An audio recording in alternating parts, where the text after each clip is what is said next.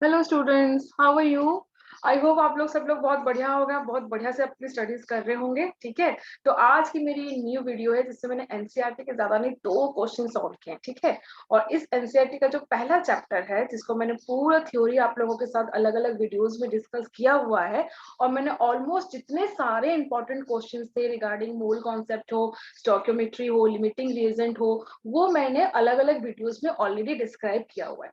आप लोगों को पता है कि एनसीईआरटी के एक्सरसाइज में जो क्वेश्चंस होते हैं they are very good questions. अगर आप वो क्वेश्चंस करते हैं तो आपका स्टैंडर्ड बहुत इंप्रूव होता है और वो आपको और टफ क्वेश्चंस करने में हेल्प करता है। ठीक है, एक और बात, एनसीईआरटी एक्सरसाइज के सॉल्यूशंस हर जगह पे अवेलेबल है, तो इसमें क्या नया बात है?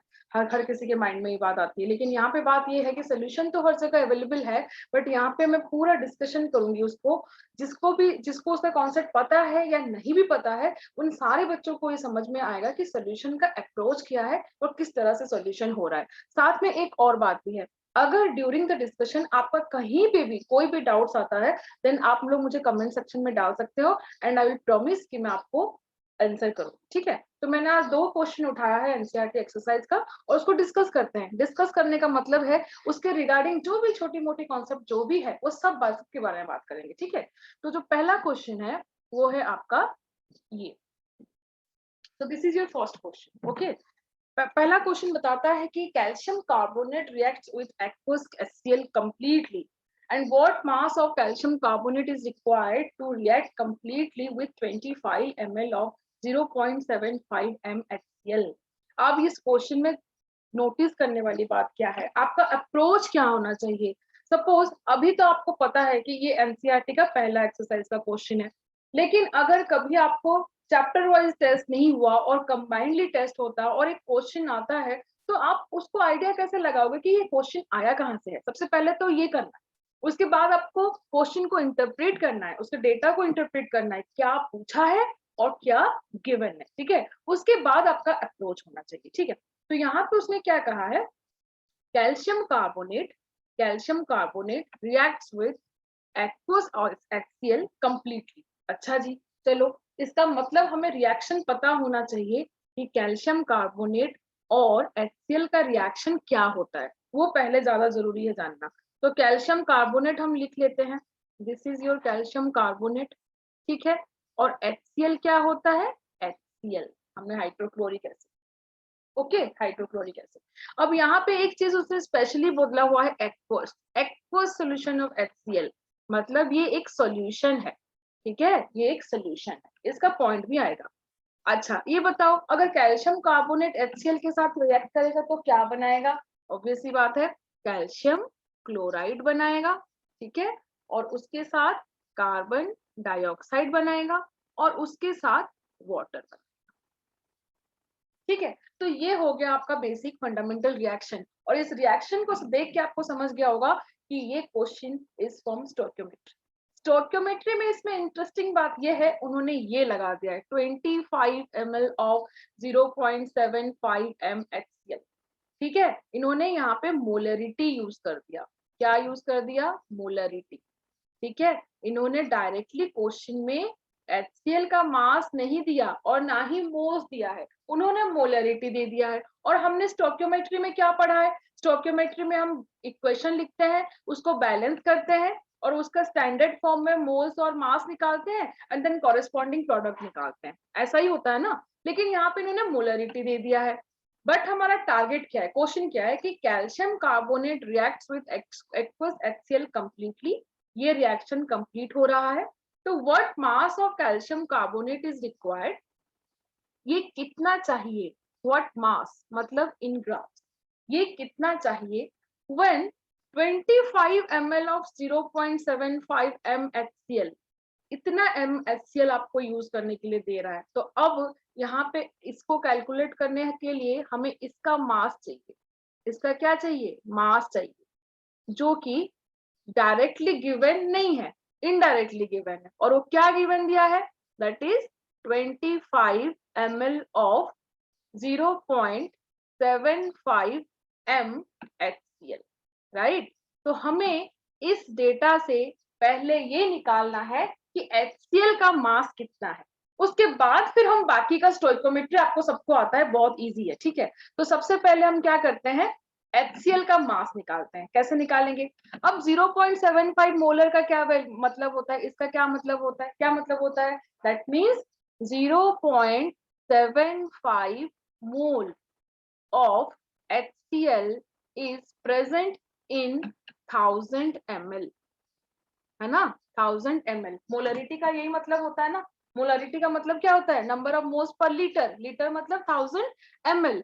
तो 1 लीटर में यानी 1000 ml में 0.75 मोल्स ऑफ HCl है, ठीक है, ओके। तो 0.75 मोल में कितने ग्राम हो जाएंगे HCl के, 0.75 इंटू HCl का मास कितना होता है 36.5, इतने ग्राम हो जाएंगे, ग्राम, इतना gram of HCl in 1000 ml, 1000 ml मतलब 1000 ml में इतने ग्राम ऑफ HCl है। और इसको अगर आप मल्टीप्लाई करते हो तो ये वैल्यू आता है 24.37 ग्राम। So 24.37 gram of HCl is present in 1000 ml, right? This information we got from what? From this statement, इस statement। लेकिन हमारे पास क्या है, हमारे पास कितना ml है, हमारे पास 25 ml है ओनली। तो 1000 ml में अगर इतने ग्राम है तो 25 ml में कितने ग्राम होगा, 25 ml में कितना HCl होगा, कैलकुलेट कर लो, 24.37 डिवाइडेड बाय 1000 इंटू 25। तो ये अगर हो गया कट, ये हो गया आपका 40 और ये वैल्यू आपका आएगा 0.68 ग्राम ऑलमोस्ट, ठीक है, अप्रोक्सीमेटली। तो यहां से हमें पता चल गया कि हमारे पास HCl कितना है, 0.68 ग्राम है, इतना हमारे पास HCl है, ठीक है। तो HCl का हमें मास पता चल गया 0.68 ग्राम। बच्चों यही चीज तो इंपॉर्टेंट है, इंपॉर्टेंट तो यही चीज है। क्वेश्चन में आपको स्टोइकियोमेट्री कैलकुलेशन पूछा है कि कैल्शियम कार्बोनेट का कितना ग्राम चाहिए कंप्लीटली रिएक्ट होने के लिए HCl के साथ, और HCl के मास उसने डायरेक्टली नहीं दिया है, इनडायरेक्टली दिया है। तो आपका पहला अप्रोच क्या है, HCl का मास निकालना, और ये निकल गया आपका 0.68 ग्राम। और अब 0.68 ग्राम के हिसाब से कैल्शियम कार्बोनेट कितना चाहिए वो हमें कैलकुलेट करना है। उसके लिए पहले हमें स्टैंडर्ड वैल्यू देखना पड़ेगा।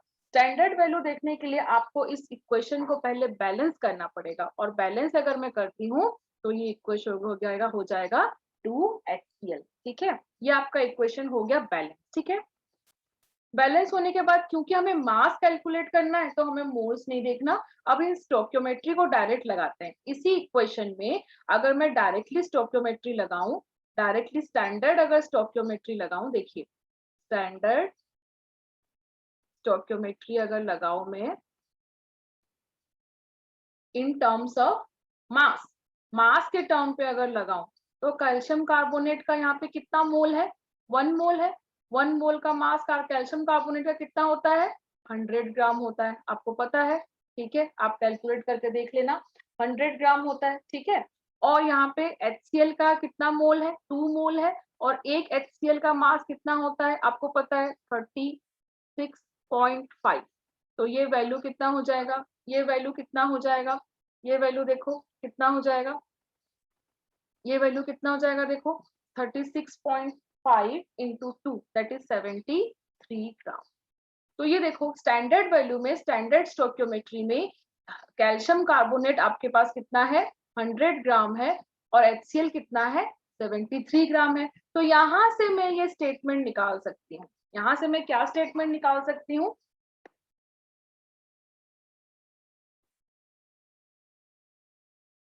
यहां से मैं क्या स्टेटमेंट निकाल सकती हूँ कि 73 ग्राम HCl को अगर कंप्लीट रिएक्शन करना है तो कितना ग्राम कैल्शियम कार्बोनेट चाहिए, 100 ग्राम कैल्शियम कार्बोनेट की रिक्वायरमेंट है, ठीक है। हमारे पास कितना है 0.68 ग्राम, तो 0.68 ग्राम HCl के लिए कितना चाहिए होगा, 100 डिवाइडेड बाय 73 इंटू 0.68 0.68 ग्राम, और इसको अगर आप कैलकुलेट करोगे तो ये वैल्यू आएगा 0.93 gram, and this is your answer.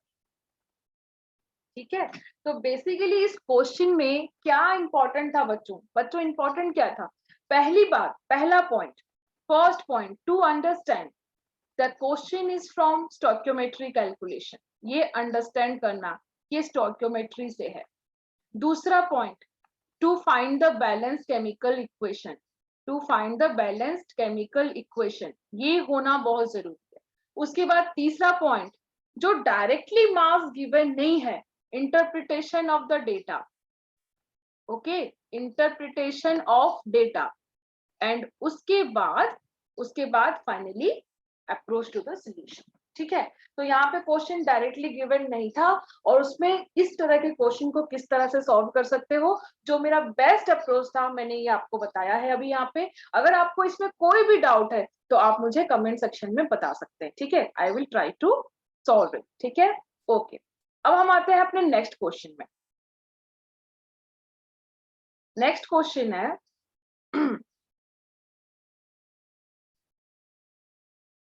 ये आपका नेक्स्ट क्वेश्चन। क्वेश्चन क्या दिया, देखो क्वेश्चन दिया हुआ है कि chlorine is prepared by treating manganese dioxide with aqueous HCl. How many gram of HCl reacts with 5 gram of MnO2? अगर MnO2 आपने 5 ग्राम लिया हुआ है तो आपको HCl की रिक्वायरमेंट कितना है? तो इसका सॉल्यूशन करते हैं। तो सबसे पहली बात, क्योंकि ऑलरेडी क्वेश्चन पढ़ के समझ में आ गया है कि ये स्टोइकियोमेट्री है, तो स्टोइकियोमेट्री में सबसे पहले हम लिखेंगे इक्वेशन। इक्वेशन में रिएक्टेंट क्या है? Manganese dioxide plus HCl aqueous. ठीक है, अब मैंगनीज डाइऑक्साइड जब HCl के साथ रिएक्ट करेगा तो क्या क्या बनाएगा? मैंगनीज क्लोराइड प्लस वाटर, ठीक है, एंड प्लस क्लोरीन। अब इसको अगर हम बैलेंस करते हैं, सबसे पहले इक्वेशन को बैलेंस कर लेते हैं, तो बैलेंस करने में आपको ये हो जाएगा। बैलेंस अगर करेंगे हम तो this is 4 and MnO2 and 2 water। ठीक है, 2 water, you can see the equation is balanced। ठीक है, ये इक्वेशन बैलेंस हो गया। अब हम यहाँ पे सॉल्व करेंगे। गिवन डेटा क्या है? गिवन डेटा क्या है देखते हैं। देखो यहाँ पे गिवन क्या है, what is given to you? Given है 5 gram of manganese oxide, 5 gram of manganese oxide, और पूछा क्या है? How many grams of HCl is required. ये है हमें, sorry this is asking, this is not given, it is asking. ये हमें गिवन, सॉरी गिवन भी कह सकता है, ये हमें पूछ भी रहा है, गिवन एंड आस्किंग दोनों कह सकते हैं। और स्टैंडर्ड वैल्यू क्या है इसका? What is the standard value? Standard value यहाँ पे क्या होगा? अगर हम स्टोइकियोमेट्री का इसका स्टैंडर्ड वैल्यू लेंगे तो क्या होगा? MnO2 का क्या होगा? मॉलिक्यूलर मास, यहाँ पे 1 मोल ऑफ MnO2 है, तो MnO2 का मॉलिक्यूलर मास अगर मैंने इसको मास के टर्म पे लिया तो इसका मास कितना होगा? मैंगनीज का MnO2 का मॉलिक्यूलर मास, मैंगनीज होता है 52, 55 and this is 32, so the value will be 87 gram, it is 87 ग्राम। और यहाँ पे HCl होता है आपका 36.5, और 36.5 का 4 मोल्स है, तो 4 इंटू 36.5 अगर हम कर देंगे तो ये आएगा आपका 146 ग्राम, 146 ग्राम ऑफ HCl। ठीक है, अब MnO2 और HCl का मास कितना है? This is for what? This is for complete reaction, this is for complete reaction. Reaction को कंप्लीट होने के लिए ये चाहिए। ठीक है, तो 87 ग्राम अगर हम MnO2 लेते हैं तो हमें कितना चाहिए होता है बच्चों? 146 ग्राम का HCl चाहिए। तो हमें कैलकुलेट करना है 5 ग्राम पे कितना चाहिए होगा। तो स्टेटमेंट लिखो, 87 ग्राम MnO2 रिएक्ट कंप्लीटली। यहाँ पे लिमिटिंग रिएजेंट का कोई फंडामेंटल नहीं है, क्योंकि हमें यहाँ पे प्रोडक्ट नहीं पूछा है, प्रोडक्ट तो पूछा ही नहीं है, हमें क्या पूछा है? रिएक्टेंट पूछा है, और रिएक्टेंट किस बेसिस पे पूछा है? To complete the reaction.